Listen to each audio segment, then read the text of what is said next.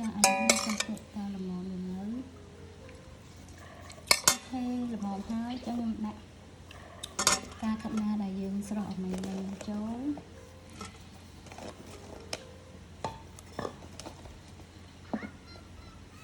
មកទៀតគឺយើងច្របល់ចូលឲ្យចូលជាតិតែម្ដង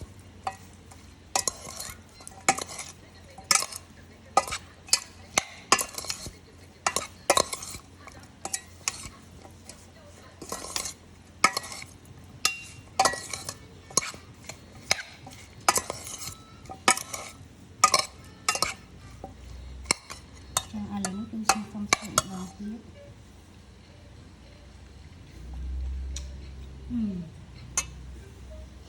ឆ្ងាញ់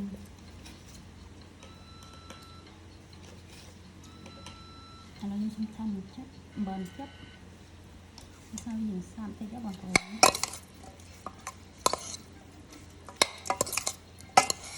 ចាអរគុណច្រើនបន្លែរបស់ខ្ញុំគឺវាអស់ហើយអរគុណច្រើនបងប្អូនជំរាបលាចាឥឡូវនេះគឺខ្ញុំដួសចានទុកសម្រាប់ឲ្យគុំគុំមកខ្ញុំញ៉ាំផងដែរពីព្រោះគាត់ចូលចិត្ត